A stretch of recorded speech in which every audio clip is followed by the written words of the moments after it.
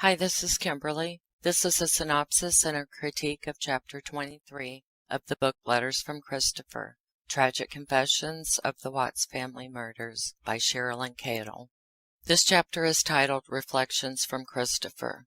I want to take y'all on this roller coaster ride with me. I'm mad at myself by getting taken in by this scribble. See what happens when I get sick? My spidey senses go all off kilter, and I allow myself to be led down the garden path, as my late mom would say. She also used to say when she was feeling under the weather, or if she had a hangover or something, that she felt like she had been pulled through the hedges backwards. That's where I am at right now.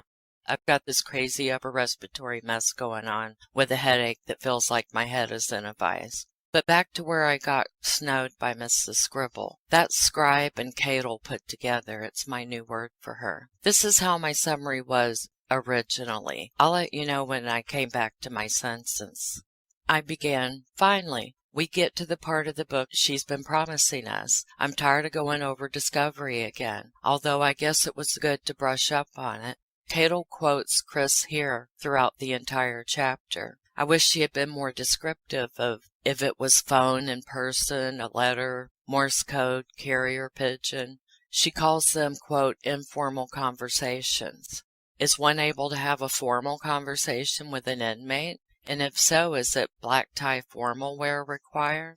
And won't you get messy in that vending machine room? Chris says pretty much his life stopped at age 34. He lost his family, friends, job, house, everything that mattered. No, asshole, you didn't lose it. You demolished it. You have ripped out heart after heart after heart and stomped on them.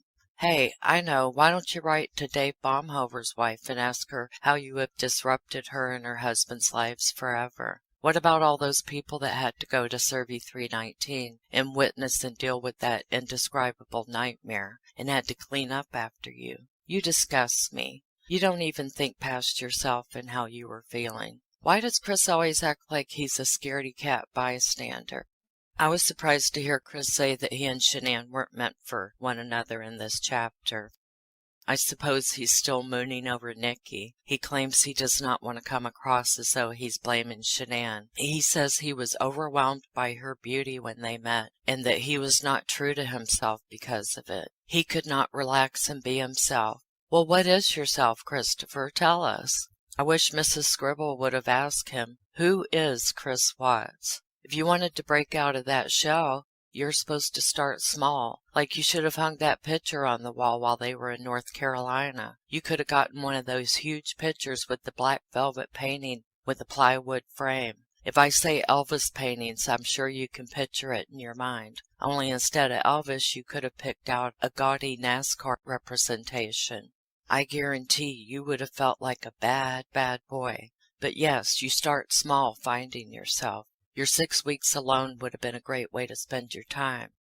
Finding yourself, not having a dirty, sweaty, torrid love affair, then secretly poisoning your wife, finally killing your entire family. That's not how you find yourself. Were you being yourself with Nikki? I just have no words for you. Chris again further into the chapter laments about losing his family, as though it was a tragic accident instead of a monster preying on its victims. Then he says, quote, it was not my mind or my hands that did this to them, but the hands and mind being controlled by something evil, end quote. God almighty. Okay, so whatever happened to being controlled by Shanann? So you never, ever had a mind of your own? You've never been in control of your ugly self? So let me get this straight. Life was beautiful, you say. You say in this chapter that your wedding day was the happiest day of your life. Shanann was gorgeous beyond belief in your eyes. Life was good. Everything revolved around the children. And then you lost, in your words, your family because you were being dominated by something sinister. Chris talks about his and Shanann's first date going to a theater. Mr. Genius thought they were going to a movie theater and showed up looking like a slob, and Shanann was dressed to the nines. He was afraid he wasn't going to get another date. Oh, how I wish Shanann would have run for the hills, like her damn pants were on fire. This idiot has no communication skills, does he? And he's dumber than a rock to think he could, quote, be himself with Nikki. No, she controlled your ass too. And she told you you were being yourself and all open and shit because she set her sights on you and she was going to have you. And then what? Would you end up killing her too eventually for being bossy? When one is as much of a wimp and a dumb fuck, I'm sure everyone seems intimidating. Chris is used to being told what to do and then doing it, never deviating. I want to know what his childhood was like, really like. I hope one day we can find out if he was born like this or something warped him along the way to adulthood. Chris said he was proud and excited to spend 6 months' salary on 𝐏𝐚𝐻𝐿's engagement ring. She loved it and they were just happy, happy, happy. I think they truly were at one time. I see that unmistakable goofiness on their faces in older pictures. He claims their wedding day was the happiest day of his life. And of course he was blown away by her exquisite beauty on that day. And I agree, 𝐏𝐿 was a stunning bride. She was stunning, period. And then this left me speechless. I still cannot believe I lost my whole family, a family that I wanted my whole life. And I'm still saying it was not my mind or my hands that did this to them, but the hands and mind of being controlled by something evil. He's serious, isn't he? First, that he lost them, and then that it's not his fault. He was being dominated by a diabolical existence or being. Is that what numbnuts is trying but failing miserably to explain? And this was a bit shocking to me. He admits he's a candy-ass coward chicken shit. Not in so many words, but he does admit to failing to have the courage to stand up to his wife. He actually said that he failed to rise to the occasion. This is what he said, quote, "I needed to rise to the occasion and be a man, to help my wife see that she could not control everything and everyone around her. And if she couldn't come to terms with that, then split. I could not go to 𝐏𝐿 and tell her my feelings," end quote. Bingo, dumbass. This is what you should have been working on, instead of running around acting like a horny teenager. You had a baby on the way and you were about to lose your house. 𝐏𝐿 was desperate for you to tell her what was going on in that peanut head of yours. You could have listed the house for sale, even started packing to move, enrolled the children in a more affordable part-time school. You should have pulled up your Thomas the Train underwear and started practicing being the man of the house. I think 𝐏𝐿 would have been all wooed by that, by you being all manly and stuff. Just like how Scarlett O'Hara was turned on when Brett Butler would stand up to her. She probably needed a break from wearing the pants, but you should have told her why you were losing interest in the marriage. Running away is not an option, especially when you have kids. This is what you've been training for your whole life, being an adult, and the fucking solution you came to is fucking insane. And now you are in timeout the rest of your life, and taxpayers have to pay for your sorry ass. I think you should beg to be put in general population, get a 12-cent an hour job within the prison, and pay back as much restitution as you can for the hours upon hours others have had to spend cleaning up the ghastly and revolting mess you made, because you are a knucklehead, dumbass, chicken shit piece of shit. And these words, rising to the occasion, don't sound like they would come out of the same lying mouth that was on the front porch telling lies to the media and using the word like repeatedly. But Chris in this chapter expresses regrets, it seems, in not being what I would call an equal partner. No one told you to cower in the corner and act like a sissy. He says he was afraid to talk to 𝐏𝐿. Well then, it makes sense that someone had to take charge of your household, you bonehead. If you're going to act like a child, you naturally will get treated like one. Again, this is what Lunkhead says. I needed to rise to the occasion and be a man, to help my wife see she could not control everything and everyone around her, and if she couldn't come to terms with that, then split. I almost laughed thinking of him trying to say that out loud. It's very sad, actually, Chris's lack of social and communication skills, claiming he wants to be himself, but he didn't have a clue how to. Then it came to light that he's a covert narcissist, chicken shit family annihilator. But he won't accept that. He was controlled, he said, by evil, by darkness, by 𝐏𝐿. He seems to draw the line at and refuses to accept responsibility for himself and his actions. This really surprised me that I read in the chapter, "My dad misses 𝐏𝐿 and the girls so much, both of us do." Chris says he didn't want the big house with the hefty mortgage payment. but he says he couldn't tell Shanann no, and he wanted her to be happy. He talks about the friend of Shanann's, the woman that Shanann was briefly a nanny for. They lived in her basement for over a year when they moved to Colorado. Chris said at some point Shanann and this woman had a falling out, and he never saw or heard from her or her husband again. He doesn't know why or what it was about. Well, why the hell didn't you ask, dumbass? Normally married people talk to one another. Chris talks about being housebroke, about Shanann overspending and how they never had any money. How do people with no money jet around the country on back-to-back trips? I know Thrive paid for some of the expenses, but I don't think they paid for all of them. I've looked up the Lavelle site before. It depends totally on your own sales and recruits during a certain time period, and the same for your downline. So he talks about no money, no decision-making power, and that Shanann would throw extravagant parties. And then I picture Chris doing a parlor trick during one of these parties, sitting on the pristine carpet in the formal living room, scooting his bare ass across the carpet, acting out from his anxiety of anticipating an adult conversation. He wasn't allowed to work out, he says, and that Shanann asked him to stage photos like she was going out jogging with him. This sounds like some shit that 𝐏𝐥𝐸 and fuckface made up while they were sitting there in the vending room. He admits to lying to 𝐏𝐥𝐸 and to other people, saying that he and Shanann had discussed separating. He said she was totally blindsided by him wanting to, as he calls it, separate. He acknowledges that he only started sleeping in the basement after returning as a family from North Carolina. He discloses that he was being a mean prick to her, so he wouldn't have to talk to her about all the things he was chicken shit about. Perhaps he should have had his mother write her a note. He claims that he was able to be himself around Nikki, and he couldn't do that with his own wife. I call bullshit on that. They barely knew each other. Chris himself has said he was happy with life before he started the affair. Yes, I'm sure the money situation was stressful. But again, why were people flying on trips all over the place? That's really expensive. And the kids going to a crazy expensive school. I mean, I just can't wrap my head around this malarkey. They should have handed their paychecks and bills to me. I would have had this shit straightened out in a few months. This is what happens when one spouse has their head in the sand and the other has their head in the clouds about the family finances. He said he wanted to separate because Shanann was so bossy. Don't tell me she didn't show any of that bossy side before you got married. And I'm sure the meeker you got, the bossier she got. But someone has to assume the role of authoritarian and take charge. It's the yin and yang and the to and fro bullshit. Did you even know Shanann was bossy before Nikki told you? And did Nikki also tell you that you were unhappy? You claim you don't like bossiness, but I see that thing rearing its ugly head in this doomed-to-fail new relationship, too, with Nikki. She was playing you, dude, like a fiddle.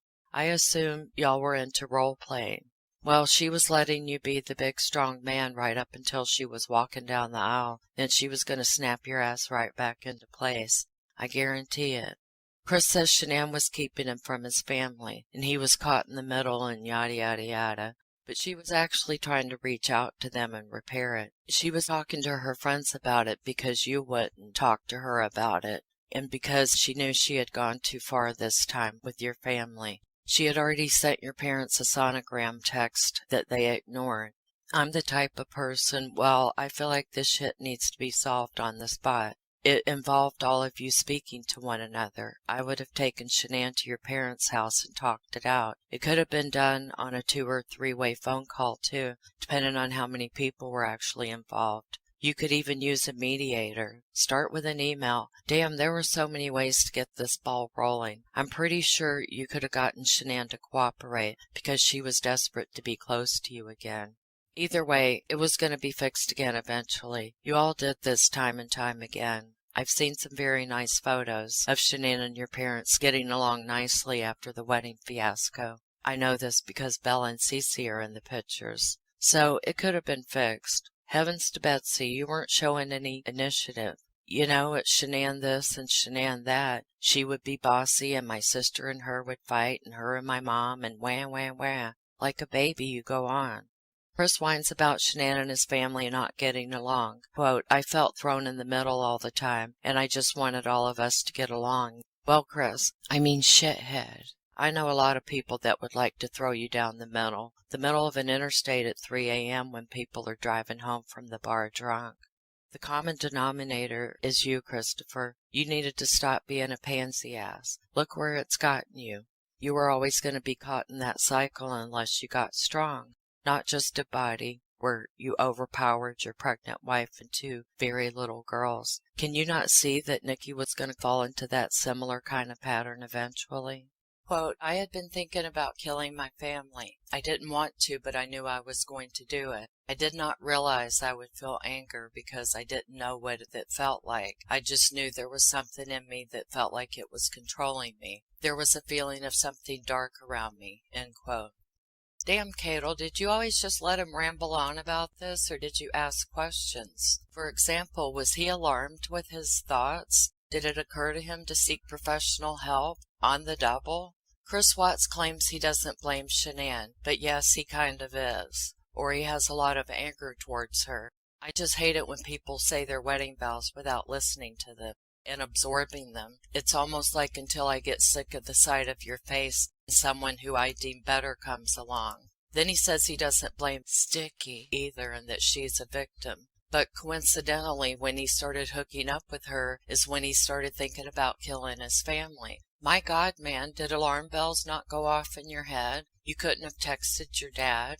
I know y'all don't like to talk out loud. You could have said something along the lines of, Dad, I've started an affair and I think I'm in love and I've begun to have some unsavory thoughts about harming Shanann and the kids. Please help me and don't tell Mom. I'm very confident he would have talked some sort of sense into you and would have advised you the proper way of getting rid of your family with them still being alive and free to go on and enjoy life without you. Things would have simmered down eventually. Chris claims he felt the presence of a demon, but not in the religious sense, and he was having visions of sorts. Is there not someone you can call for a problem like that? Hey, I know a priest. You could have had an exorcism. I want to know, did it scare you? I wish I knew the questions that 𝐏𝐥𝐸𝐸 asked him, if any. Jesus Christ, man, if it stresses you out to that degree about Shanann telling you to tell your parents they can't see or talk to the kids anymore, you could have folded your arms across your chest and said, no, make me. There's a thing called being defiant. You could have tried some of that. You could also assume the defiant stance. Put your hands on your hips and refuse to cooperate further. You could have practiced in front of the mirror while you had the house to yourself. Hanging that picture on the wall would have made you feel all powerful and stuff. So, while I was making my notes on this chapter, I kept having a nagging feeling that I just could not identify. A lot of this chapter sounded so familiar to me. Why is that? Did I hear it in one of Scribble's interviews? Did she already speak of it in the book? Damn it, I hate when I do this, 'cause I just cannot go on. I have a disability called CRS, can't remember shit, and I couldn't remember where I had seen and heard all of this before. I just could not let this go why the shit sounded so familiar. So now that I'm practically a gumshoe, I wasn't going to stop until I found out just why it sounded so familiar. Remember when Dieter was showing Nikki around the house, making sure she saw the pictures of the lovely family, and she got all jealous and shit and stormed out to her truck, sat there texting Chris like a teenager? That was probably it. So I kept on looking. I read that chapter again, and it was that chapter where Dieter was laughing at NK after he orchestrated her meltdown. And then no, I finally found it. It was Detective Baumhover's report. Of course. Silly me, I thought 𝐏𝐥𝐸𝐸 put this chapter together herself. And that's what pissed me the fuck off. What exactly did she do towards putting this book together, besides the big copy-paste bullshit? It was from when Baumhover talked with NK on September 4th, 2018. Discovery page 1059. Why did I believe her when she had some informal conversations with Chris? Some of it, a very minute part of it perhaps, but a large portion of this stuff, he told Nikolai, and Hickey shared it with Detective Baumhover. containing notes of events she recalled since her last meeting with another agent. Baumhover says that the events documented reportedly occurred between June 25, 2018 through August 13, 2018. I now get why it took me so long to find it. Apparently this was scanned in, possibly as a JPEG file, into the discovery, and it wasn't showing as searchable text because it was a photo of sorts. Whenever will I stop doubting what I know in my heart to be true? Boom, just like that, I found nearly the entire chapter. This time, N.K. wrote it. Please, woman, cite your sources, Mrs. Scribble. So this is where Crybaby blabbed all of his and Shenan's business to N.K. It's similar to when, as a child or a teenager, and you're at your friend's parents' house, and you tell your friend's parents that you wish they were your parents because you were horribly mistreated at home. Grow a pair, Chris. I'll tell you why I didn't give up searching for this. It's because it was too well written. That made me crazy suspicious.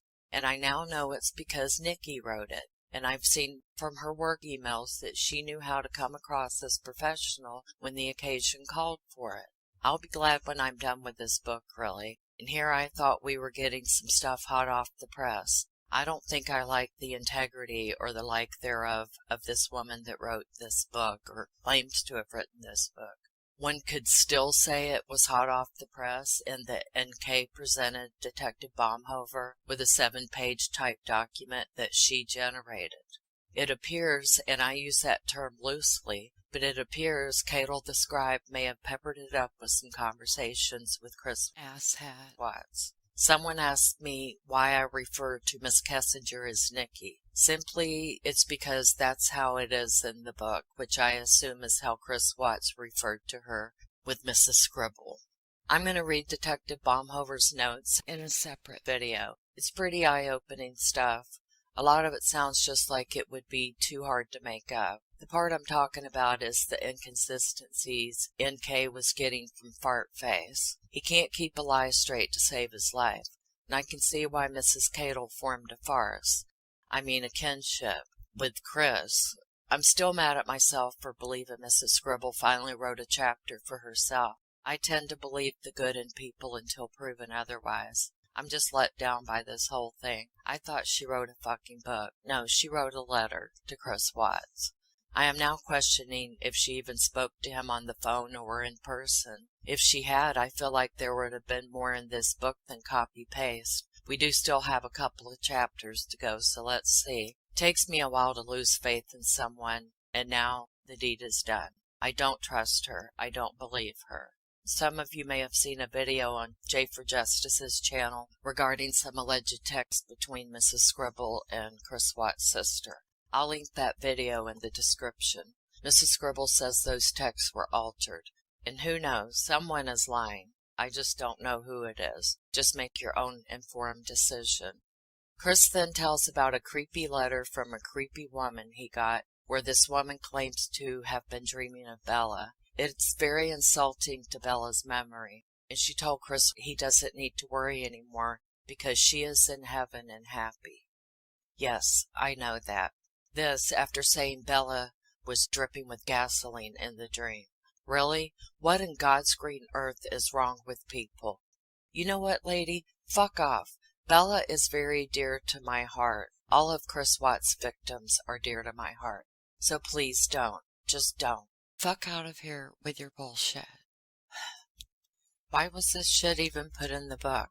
I'm gonna link my favorite video of Bella. It just melts my heart. She had achieved breaking the habit of sucking her thumb. She was so proud of herself. I can't play it here, but I'll put the link in the description below. She was being rewarded with some hair clips that she asked for. I cry every time. Here is a quote from Chris Watts, showing that he is still delusional and probably always will be.